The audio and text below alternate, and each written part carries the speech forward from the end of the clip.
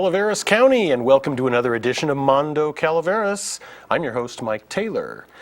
Now, we've had an interesting planet the past several years, I think we can all agree. And if you're a frequent viewer on public access TV here, you've probably seen my guest today. But I'm pleased to welcome Pastor Dave from the Angels Camp Baptist Church. Welcome, Pastor Dave. Thank you, Mike. It's a real joy to be with you today. Thank you. Now, I know very little about sort of your place in the theological universe, but the part that just immediately jumps to my head and gets me questioning is you're a Baptist minister, and you've fostered this incredible interest in the Quran and Islam. So tell us how you sort of made that switch from kind of Christianity to the Muslim religion.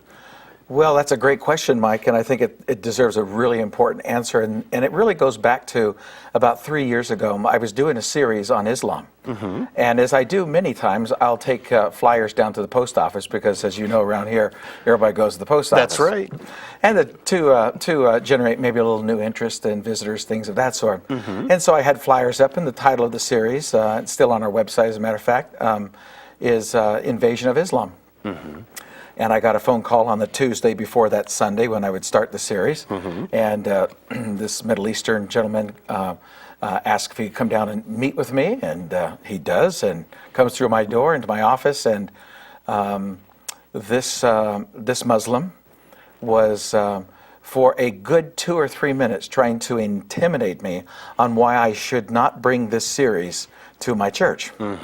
And it then ended up into about a 3-hour conversation between the two of us, talking about Islam and things of that sort. And I would say that since that time, I was curious about Islam because it is the second largest religion in the world, boasting about 1.3 million members.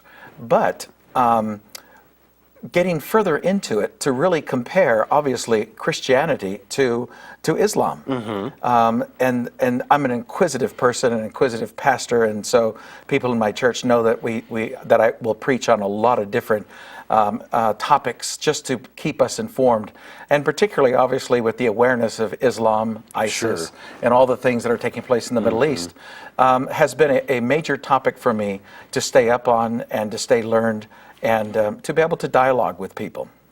How did that initial series go? How was it received by the congregation? It was received well.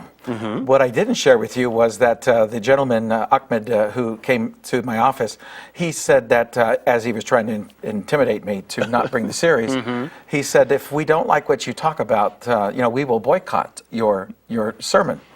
I said, so you're going to be there? And he said, yes, me, my father, and another person. And his father was a leading cleric in one of the largest mosques in Turlock. Oh, okay. Yeah. So they showed up, and I was prepared, and one thing led to another through my sermon.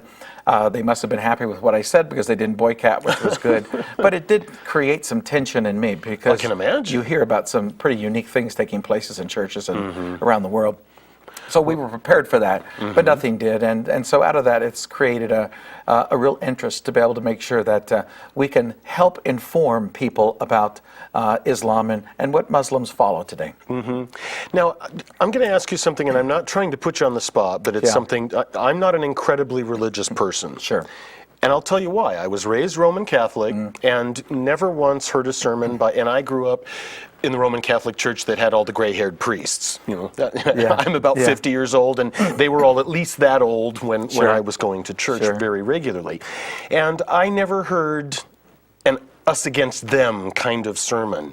And it seems like, especially in the past, I want to say 10 or 20 years, as I've aged, religion has gotten much, much more us against them. And I don't know if that's our media putting out a message that makes it look that way, or if perhaps there are clerics in the Muslim religion and maybe some preachers in Christianity who are doing this sort of, because the perception that a lot of us, perhaps not so faithful, see is somebody carries a big book and they think they're better than you.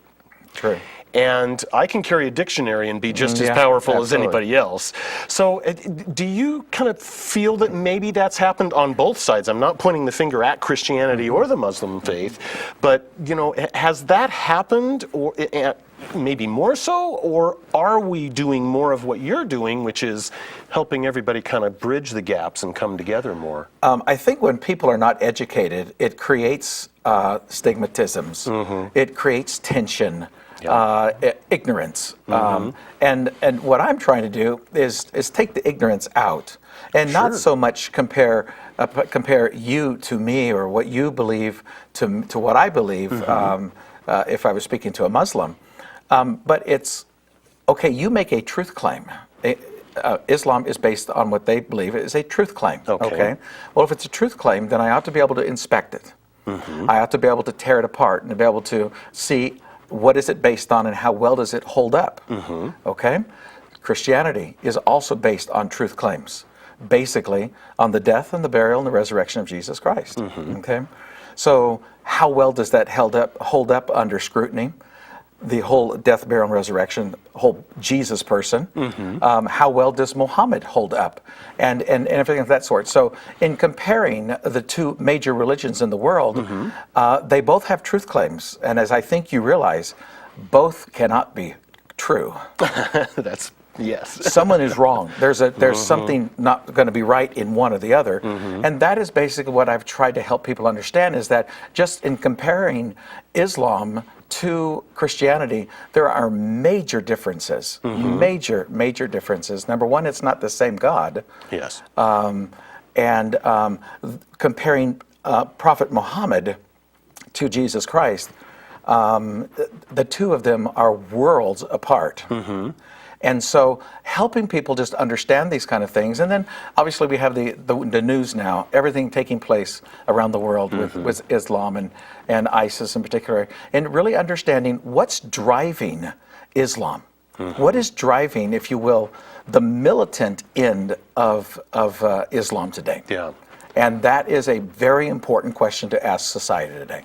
Where, maybe for my benefit, where do the faiths kind of connect more than disconnect? Or are there very many places where they do? Mike, I have to tell you that there are not very many places that they do connect. Okay. Because the Prophet Muhammad's message was radically different than the message of Jesus Christ. So in trying to connect the two messages, from my viewpoint, I think it's absolutely impossible. Why do I say that? I say that because Islam is built on a works relationship with God. That is, that if you are a good Muslim, you will abide by the 5 pillars of Islam.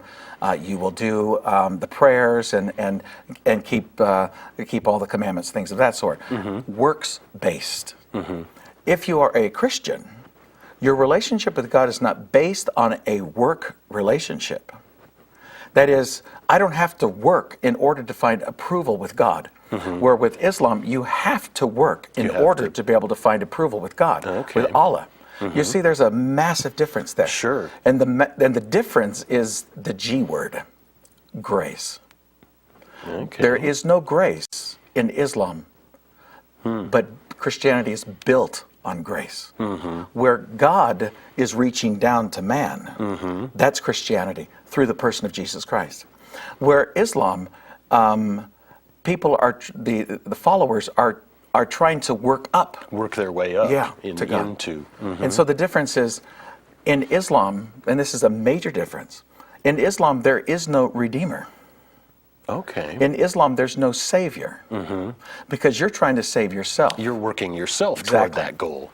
Where with Christianity, the whole reason Jesus came to be God in the flesh was because he was to be our savior. And he was to be able to take the approval that we're all searching for from God out of the equation through him stepping in, building a relationship with us, and then through that we build a relationship with God, and it's an awesome experience from there. So to get back to your question, do you see how radically different the messages are? And that's just the basics of the differences. What then do Christians here in America do when we hear, because the top 3 headlines on the news and just about any given night of the week is ISIS this, Yes. the people in the Muslim faith this, and another suicide bomber, Yeah. that. Yeah. And that's something that I will never understand, and I won't try and have you explain, is how you're working to get into heaven wearing a suicide bomb. Yeah. But how do we, who are mostly of the Christian faith, Sure. learn to sort of, okay, not everyone is militant like that, because I've been told, and I'll tell you this story very quickly, right after 9/11, there's a gas station here in San Andreas that's owned by a man from Yemen. And I went in and I just totally ignorant, but I just said to him, I said, "Ali, who are these people? And why do they?" And he very calmly, and I give so much credit to many people here in town. I mean, he told me 2 different stories of people walking in, handing him sets of their house keys and saying, "If anything happens, you have a place to stay." Sure. That's Calaveras County in my mind. I mean, that's how we operate. Absolutely. But he basically said that, as in Christianity, there are some who take those 4 or 5 sentences out of the Bible, and that's their claim to fame, and that's their thing, and they're going to hang their hats on that. Well, that's what some of these folks in what is now called ISIS have done. They've taken some very slim, maybe you want to say small-minded or closed-minded, maybe I'll use that. We're going to take those sentences, that's it, we're going to be hardliners, and that's the thing. So where do we, I guess, find that common ground? Because the impression that I get is that we aren't going to be able to negotiate with these folks. I would agree with you 100% there. And so we have to come to terms with the fact that, okay, it's just some of the people in that religion who are like that. How do we figure out a way to get along with those who aren't like that but believe so differently than we do? Yeah. First of all, I want to address a couple parts of your question, and that is when you talk about the militant terrorists, the militant end of Islam. If you figure that Islam is 1.23 billion people on the earth, and experts will put the range of the militant end of Islam at anywhere from 4, 5, 600 million that are radical. Okay. That's a huge number. We're huge getting up to the halfway mark. Absolutely, there. it's very dangerous. Very dangerous, and those are the ones that might have no problems taking you or myself out because we will not adhere to Islam. And so we have to help people understand that there's a large number of Muslims that are following the Quran perfectly to the letter. And interpreting it as their savior or as their leader did, Muhammad, and they're bent on carrying that out all the way to the point of belting themselves up to a bomb and letting themselves go. So it's a mindset of eliminating what we call the West. Huge. Yeah. Absolutely. They do not like the West. Yeah. Well, where is any common ground, or what do Christians do to, how are we going to move forward? And granted, you're not a politician. No. But I think unless you have something to announce here, but I don't. I think I can answer that question, common ground. I think I can answer that question by what I'm doing next month. Okay, and what is that? And next month I'm leading a tour to Israel. Oh my gosh. And from our church, we've got about 12 people going, and then we also have people from around the country that are going with us. And we're going to spend about 8 days in Israel. But we are also doing something that's very unique to get to the heart of your question. We are doing an outreach in Jericho, which is in the West Bank. It is Palestinian. And we're going to be going into Jericho, which is a very old city, as you're probably familiar with, going all the way back to Joshua in the Old Testament. This city, right today, is about 27,000 people that live there. Okay. And they're one of the poorest countries or the poorest cities in the world. The West Bank, which is on the west side of Jerusalem, which includes Bethlehem, all the way down to to Jericho. That whole area is West Bank. Okay. And the reason they call it West Bank is because it's the west side of the Jordan River. Okay. And so when you say that Bethlehem is West Bank, a lot of people are surprised. Well, when we go to Bethlehem, we'll see all the sites there, obviously, but we're going to be doing something very unique in Jericho to help these people. We're taking tennis shoes.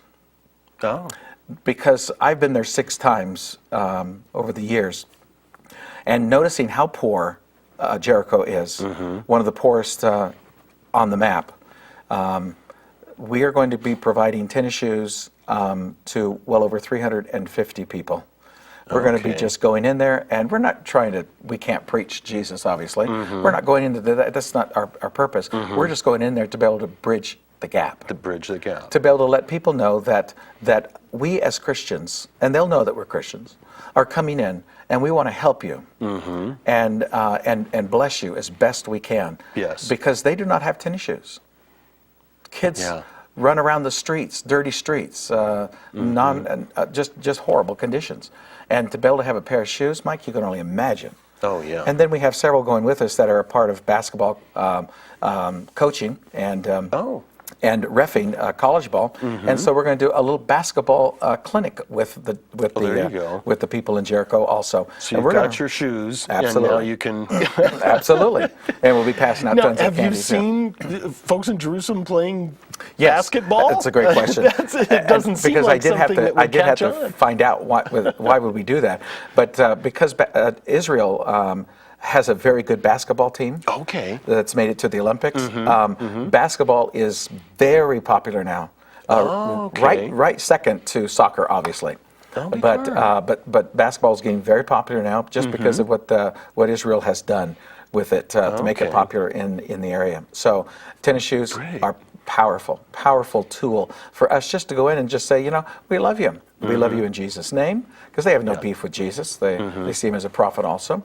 And we're going to minister to them and just love them for several hours and let them know that we as Christians, and as a matter of fact, the name of the outreach is called Tearing the Wall Down, because that's what we're doing between the two.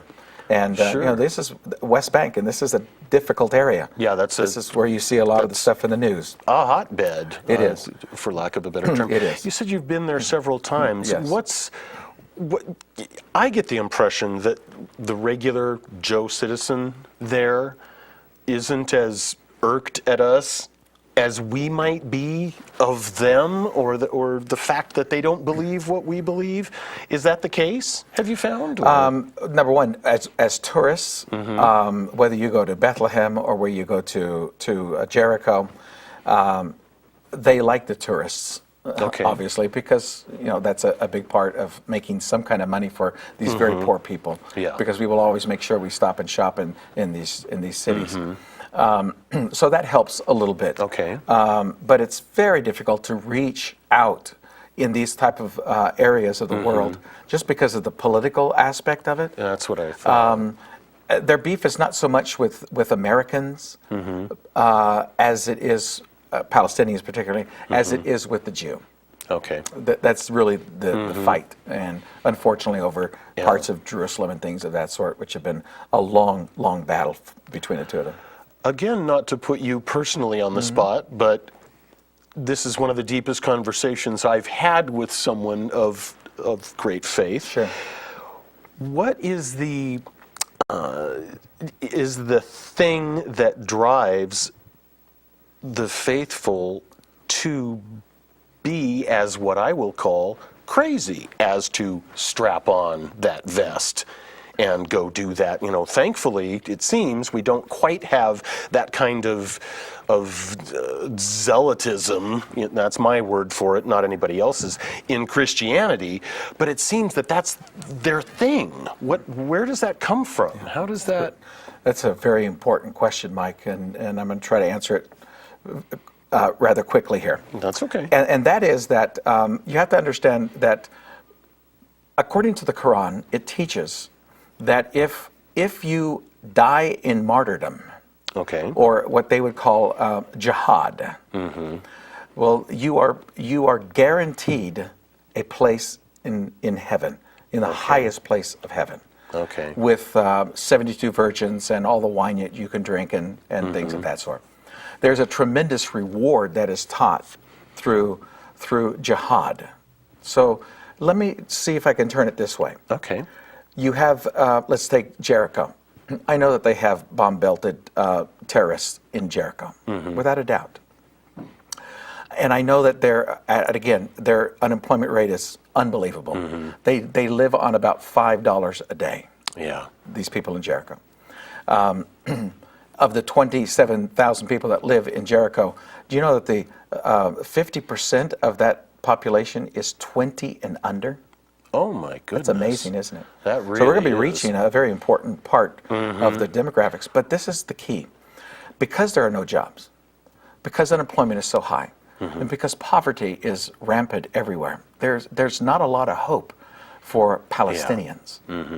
And I want to just say for the viewers, it's not necessarily the Jews' problem about that. That's a whole other story. But I want to wrap it up this way.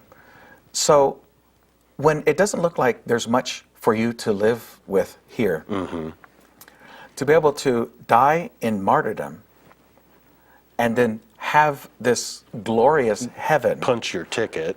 Do you understand? To Yes. some, it is very, very inviting. So if your brain has latched on Absolutely. to that, that's my ticket out of Absolutely. here, that's my ticket out of this suffering, Absolutely. because really living in that kind of poverty that's one of the great problems on It is. planet Earth, Yes, is absolutely. the disparity between the haves and the have-nots.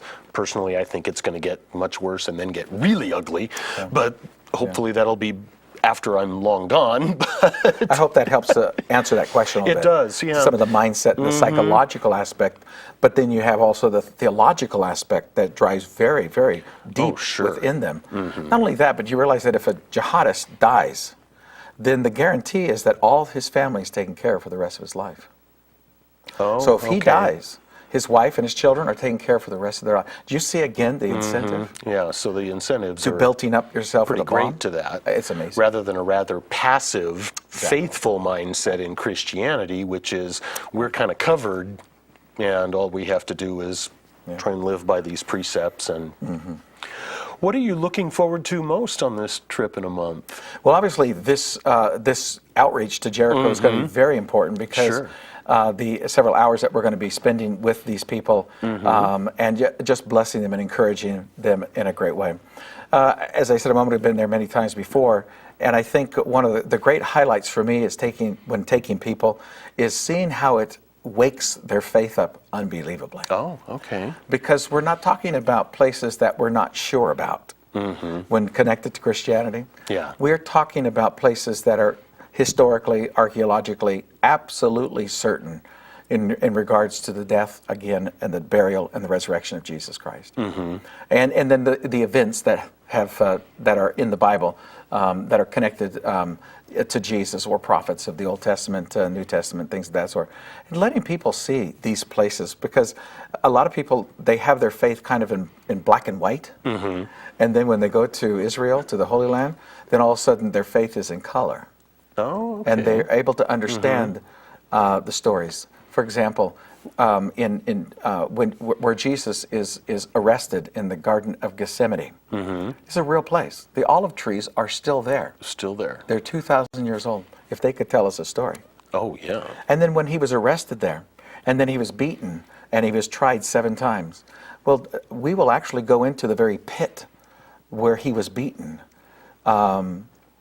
And then from there he was sent to Pontius Pilate, where he was beaten. And the very place where the soldiers gambled for his garments, that very place you will walk on. Okay. The very place where he died on the cross, Golgotha, the place of the skull in Hebrew, is still there. It's still there. It's amazing, absolutely amazing. Now, I Without can question. imagine that place would really put everything into color. You're for exactly some. right, Mike. Exactly right. Now, these spots of dirt all over the Middle East that are so sacred to this faith and maybe that faith and maybe even a third faith, that's something that, as someone who's not that faithful, I Sure. just can't understand fighting about a piece of dirt. And I can understand that place is sacred. Okay, Sure, well, sure. that's it. We don't necessarily need to fight about it, because whether we can go there or not, we still know that that place was there. And so I guess where I'm going with this is the Palestinian-Israeli argument. I mean, that strikes me as one that we're not going to solve. Not for a long time. Not for a long time. And so somewhere somebody will have to put a new dotted line on the map that everybody decides to not shoot shells over. They seem to think if they divide Jerusalem, that will solve their problems. Well, listen to me right here. It will not solve the problem. It's going to create even more problems. Yeah. What do, that's what I was going to ask, is what's around the average age of the group? I know you said you're taking about a dozen people. Yeah. Is there kind of a mix of ages? Or? Yeah, I have 22, 23-year-olds up to, let's see here, 50s. Yeah. Great. So, So a it's a nice, very good nice range. mix. Because I was wondering, just kind of knowing because of school and all that stuff, could they take the time at this time of year? But that's great to hear that you've got a good mix of ages. Absolutely. Do they come back, and then how does that faith in color manifest? Great question. Let me give you an example. A couple of years ago, a pastor from the Tuolumne area went with me and his wife. And he was burnt out, tired, worn out. It was just, he was ready to hang it up. Church wasn't doing very much, just wasn't happy with what was going on in his ministry. So one of his members in his church pays for him and his wife to go with me. Wow. And a man who was on the verge of leaving the ministry, Mike, came back, and they just finished building a brand new sanctuary. Oh my gosh. He came back so revived, I bet. so excited, so informed, so renewed, that it really did change him. And that has been a big part of seeing people go, is seeing how it really does make an effect on their life when they come home. That's got to be really fun for you to be someone who appreciates it, knows what they're going to see, and to be able to kind of step back a little bit and watch them do Not only that, but it helps people, because it's one of the hottest places in the world, politically speaking. Yes. It's not as dangerous as we think it is, based by the news, by the way. Sure. Or I wouldn't do this. And millions of people go to Israel every year as tourists, and you never hear them being blown up or buses attacked and things. That's right. So it really is a very safe place. And I've been to Mexico many times, and I feel safer actually in Israel than I do in Mexico, which is kind of a funny thing. That's great. So we're going to have to get you and maybe some of the folks who go on the trip back, because we have rushed through our time today. Ladies and gentlemen, thanks for joining me on Mondo Calaveras. I'm Mike Taylor, and what I want to suggest is that you just learn to get along. Thanks. Enjoy.